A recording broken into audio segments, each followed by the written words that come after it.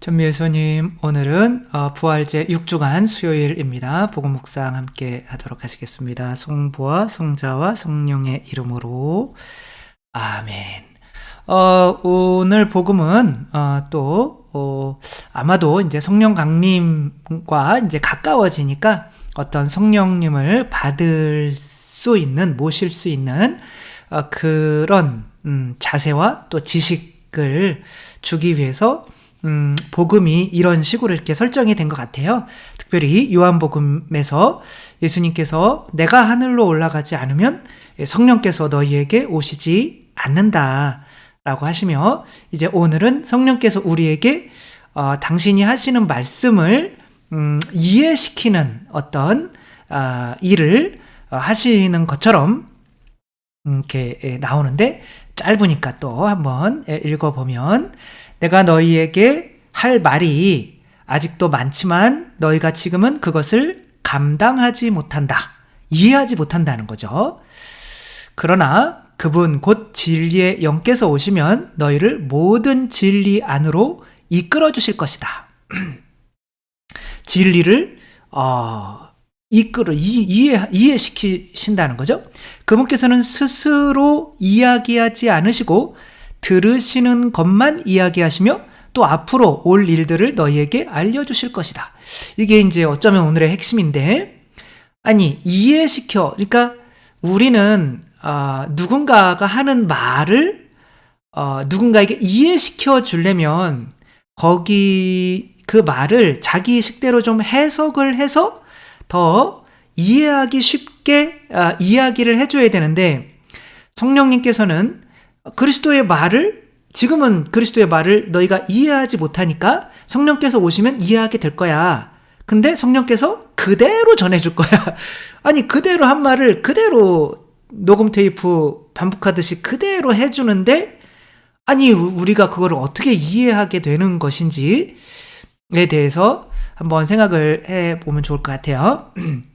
그분께서는 나를 영광스럽게 하실 것이다. 그러니까 제가 하는 말을 여러분들께서 조금 이렇게 고쳐가지고 이야기를 하면 저를 영광스럽게 하는 거는 아니죠, 그렇죠? 내가 더 똑똑하다, 신부님보다, 이렇게 하는 거기 때문에 성령께서는 아드니 성부로부터 오시는 이제 성자를 통해서 오시는 이 말씀을 그냥 있는 그대로 첨가시키지 않고 빼지도 않고, 그렇게 하느님도 이렇게 당신 마음대로 아무것도 못 하시네요.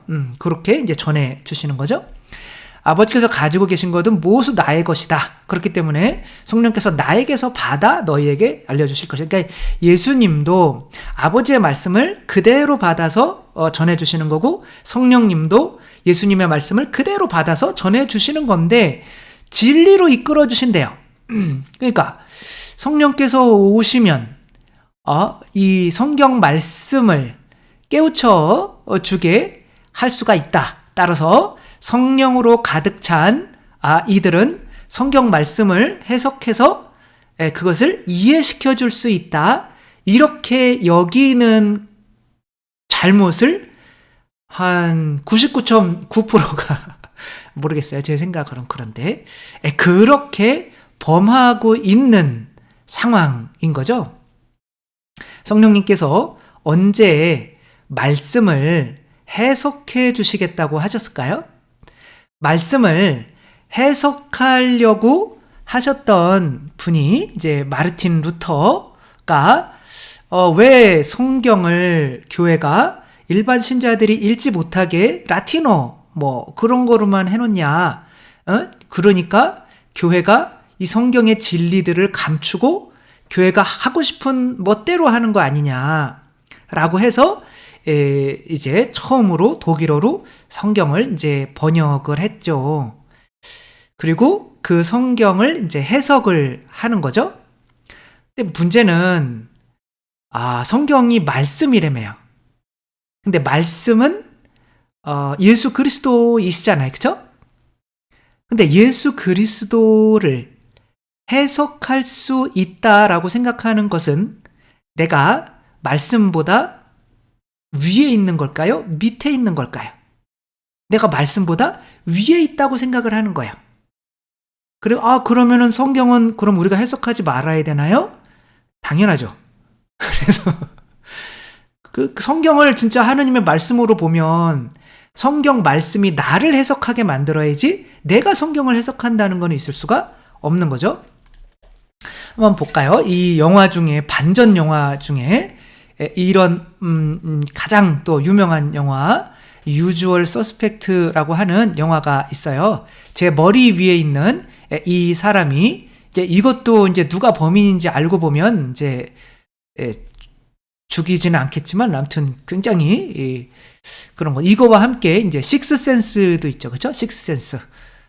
여기서도 이 말을 하면 이제 죽을 수는 없지만 아무튼 되게 혼났죠. 저희 신학생 때도 막 누가 갔다 와가지고 브루스 윌리스가 유령이다 그래가지고 아무튼 끌려나갔던 적이 있는데 이거냐면 이게 누군지를 몰라야 돼요. 이 영화 자체가 지금 우리가 뭐 하게 만드는 거냐면 해석하게 만드는 거예요.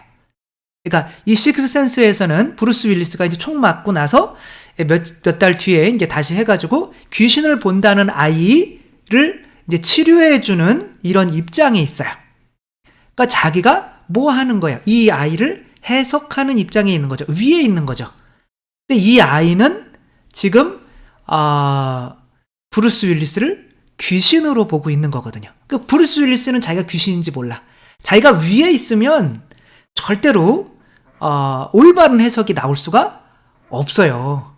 그러니까 한 아이, 나중에 이제 막판에서 내가 유령이었어? 내가 죽었어?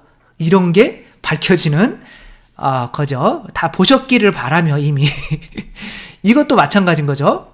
이 사람이 계속 이야기하는 것으로 나오는데 가장 범인 같지 않은 뭐 아무 일도 할 수 없는 이렇게 장애인으로 나오는 이 사람이 이 모든 것을 꾸민 사람인 거죠. 그러니까 경찰은 이 사람의 이야기를 계속 들으면서 추리를 해나가는 거예요.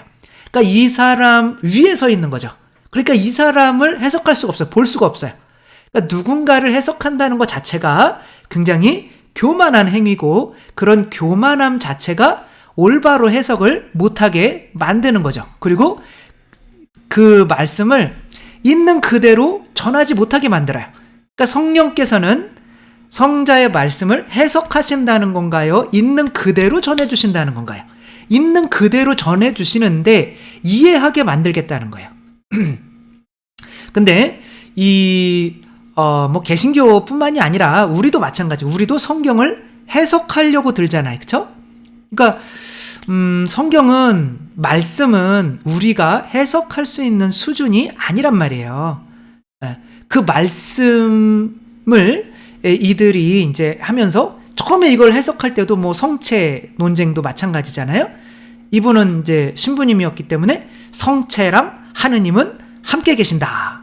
성체가 하느님은 아니지만 그래도 함께 계신다. 이런 식으로 이제 된 거죠. 그러니까 그거는 뭐 가톨릭이랑 뭔 차이가 있냐? 성체는 그냥 기념하는 거다. 쯔빙글이라고 하는 사람이. 그래서 저 형님들 싸우지 마세요. 그냥 믿으면은 함께 있는 거고 안 믿으면 그냥 예식만 행하라고 하는 거로 그렇게 합시다. 그걸 상징설이라고 하죠. 칼뱅 지금의 장로고죠. 아무튼 뭐 그런 처음부터 이렇게 해석이 달랐어요. 근데 그 해석의 차이는 바로 우리 안에 성령께서 어느 정도 충만하신가에 따라서 그 해석의 차이가 난다고 하는 거예요. 그러나 해석의 차이가 난다면 그것은 진리일까요? 아닐까요? 진리는 몇 명인 거죠? 진리는 한 분이신 거죠. 하느님이 진리 자체이신 분이잖아요. 그죠? 그러니까 그 진리가 여러 개로 해석될 수 있다라고 하는 거는 혹시 하나는 맞을 수 있어도 나머지는 다 틀렸다고 봐야 되는 거죠. 그리고 그런 식으로 해석을 해서는 이 성경 말씀을 있는 그대로 전해줄 수가 없는 거죠. 누가 성경에서 성경 말씀이 진리라고 혹은 진리의 기둥이라고 성경 말씀 어디에 있어요? 아무데도 없어요. 오히려 진리의 기둥이요 기초는 뭐다? 교회다 이런 말이 있어요. 그리고 사제가 죄를 용서를 못한다고 하는데 성경에는 성령을 받으라 누구의 죄든지 너희가 용서하면 용서받을 것이고 용서해주지 못하면 용서받지 못할 채로 남아있을 것이다. 우리가 성모님을 막 공경한다고 하지만 아니 그 성령으로 가득 찬 엘리사벳이 주님의 어머니께서 나 여기 와주신 아니 그 뭐 대통령 영부인도 우리가 공경을 하는데 하느님을 모셨던 그 어머니인데 우리가 좀 공경하면 안 되나요? 그런 거 가지고. 그러니까 오히려 있는 그대로 전해주지를 못해요. 뭐 했기 때문에? 내가 성경을 해석할 수 있는 권위가 있었다고 생각하기 때문에. 이거 자체가 교만인 거죠. 그런 것도 마찬가지고, 베드로 위에 교회를 세웠다고 그러면은, 이제, 우리 교회를 인정하는 것이 되니까 안 되잖아요? 그러니까, 베드로 믿음 위에 세운 거다. 어디 베드로 믿음 위에 세운 말이 어디 나와요? 베드로 위에 세웠다고 성경에 나오는데. 그러니까, 내가 성경을 해석하려고 하는 이 교만 때문에 말씀을 있는 그대로 전해주지를 못하는 상황이 발생한단 말이에요. 그러면 성령께서 그러니까 해석은 일단은 하지 말라는 거예요. 이미 교회에서 해석이 다 돼 있어요. 그럼 성경은 뭐 때문에 있냐? 성경은 그 진리를 가르치고 꾸짖고 교정해주고 하는 어떤 수단으로 사용해라 라고 그 성경에 지금 쓰여 있단 말이에요. 그러니까 성경을 내가 해석하려고 하는 거는 그리스도의 말씀 위에 내가 서겠다는 거예요. 그러면 오류에 빠지고, 그럼 있는 그대로 전해주지 못하고, 뭐 수많은 종파 거기 하나만 맞는다면 물론 다 틀릴 수도 있지만, 그 나머지 그 분들은 그 진리 그 해석이 달라서 그렇게 많은 분파로 그렇게 갈라진 거거든요. 우리가 감히 말씀을 해석할 수 있다고 생각하면 안 돼요. 그러면 어떻게 해야 되냐? 어떤 아버지가 이제 있었는데 자식들을 너무 이제 사랑했어요. 근데 이제 가진 돈을 다 팔아가지고 이런 황무지를 샀어요. 그래가지고 이 황무지에 이제 지금 애가 한 명밖에 없지만 두 명이 있는 거예요. 내가 이제 좀 죽어가는데 평생을 저 황무지를 사느냐고 돈을 다 썼다. 그런데 돈이 좀 남아 있는데 저 황무지 어디인가에 내가 숨겨놨어. 그러니까 너희들이 그거를 열심히 파다가 보면은 거기에서 보물을 발견하게 될 거야. 이런 말씀을 하신 거예요. 그런데 파도 나와야지. 안 나오는 거예요. 그러니까 첫째는 아버지가 거짓말 하셨네. 이게 내가 다 파봤는데 안 나오는데.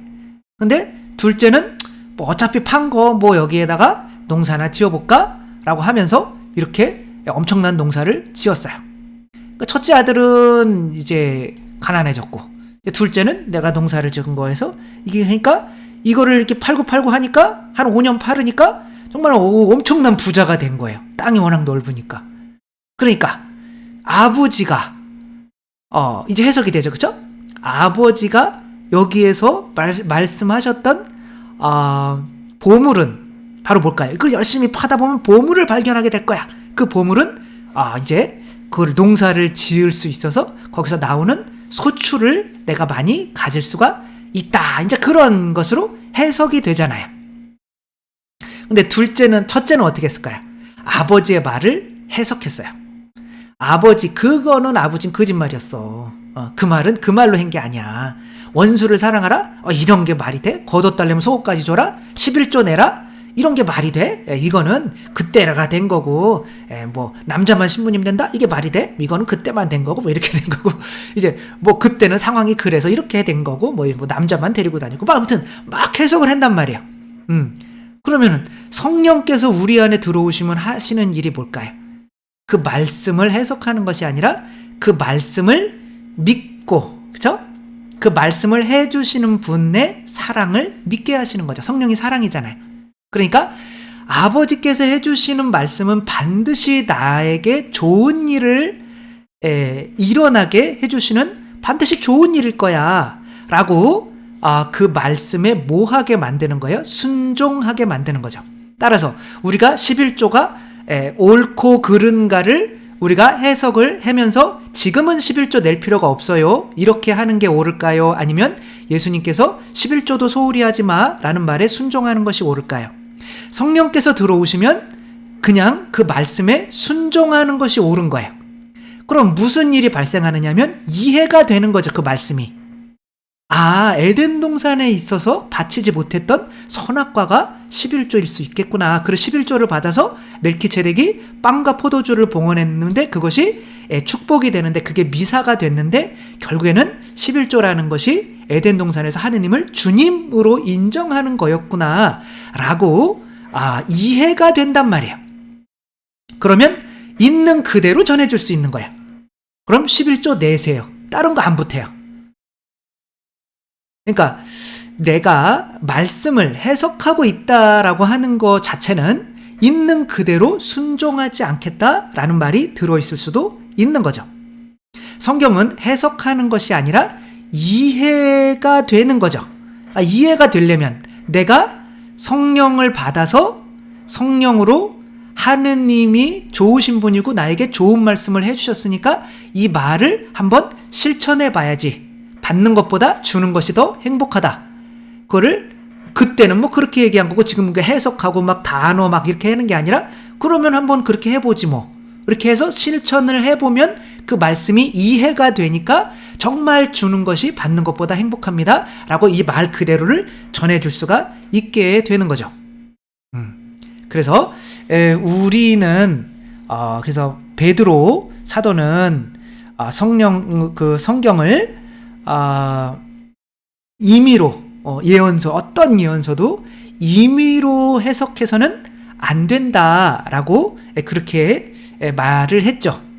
그렇기 때문에 우리가 성경 공부를 한다, 뭐를 한다라고 하는 거는 그 가르치는 사람의 가지고 있는 그 진리를 성경을 통해서 배우는 거지 그 성경을 해석하는 것이 아니라는 거. 따라서 어떤 뭐 개신교에 가면 그 개신교의 교리를 성경을 통해서 배우는 것이고 뭐 신천지나 뭐 이단에 가면 그 이단의 교리를 성경을 통해서 배우는 것이고 또 가톨릭도 마찬가지예요. 가톨릭도 성경을 해석하는 것이 아니라 그 가톨릭 교회 내에 있는 진리 그것을 성전이라고 해요. 그것을 성경을 통해서 배우는 거예요. 그러니까 오히려 성령으로 충만해서 성경을 잘 해석할 수 있다라고 하는 말은 맞아요? 틀려요? 틀린 거죠. 오히려 성령께서는 성경을 해석하지 말게 성경 말씀에 해석하지 말고 그냥 오롯이 순종하게 하시는 분이 성령이시라는 거. 그래서 오늘 복음에서 성령이 오시면 그거를 깨닫게 해주시지 그것을 해석해 주신다 이런 말이 없다는 거를 제대로 알았다면 우리 루터 그분께서 이렇게 성경 해석이 어떤 교회 안에 있는 진리보다 더 중요하다. 우리는 성령으로 가득 찼기 때문에 성경을 교회보다 더 잘 해석할 수 있다라는 식으로 나가지는 않았을 거다. 신학교에서 이런 거를 배우지를 못했던 거죠. 그래서 우리들 성경서 이 말씀을 통해서 이게 성령을 통해서 성경 말씀을 더 잘 이해하게 되는 것은 맞는 거지만 그것은 해석해서가 아니라 하느님의 말씀을 믿어서 그대로 순종해서 그 의미를 깨닫게 되었기 때문에 이해하게 되는 거라는 거. 성령께서는 그런 역할을 해주시는 거지 우리를 해석시키는 분이 아니라는 거. 오히려 교만하면 해석하는 거고 저 인간은 내가 요즘에 나는 사람을 많이 만나봐서 사람을 저런 얼굴만 보면 어떤 사람인지 목소리만 들으면 어떤 사람이 다 알아. 이건 해석하는 거잖아요. 그렇죠? 겸손해 보이진 않잖아요. 제가 그렇다는 건 아니고요. 저도 뭐 가끔 그렇게 뭐 이렇게 저절로 판단이 되기는 하지만 그런 건 교만이잖아요. 사람도 판단하면 안 되는데 하느님의 말씀을 인간이 감히 판단해서는 안 되겠죠. 1.1획도 없어지면 안 되는 이 성경 말씀이 우리에게 참 진리가 되기 위해서는 성령으로 충만해야 되는데 그 이유는 해석하기 위한 것이 아니라 순종하기 위한 것이라는 거, 믿고 순종하고 이해하기 위한 것이라는 거, 그 역할을 내 안에 계신 성령께서 해주신다는 거 또 올바로 알고 또 살아갔으면 좋겠습니다. 주님께서 여러분과 함께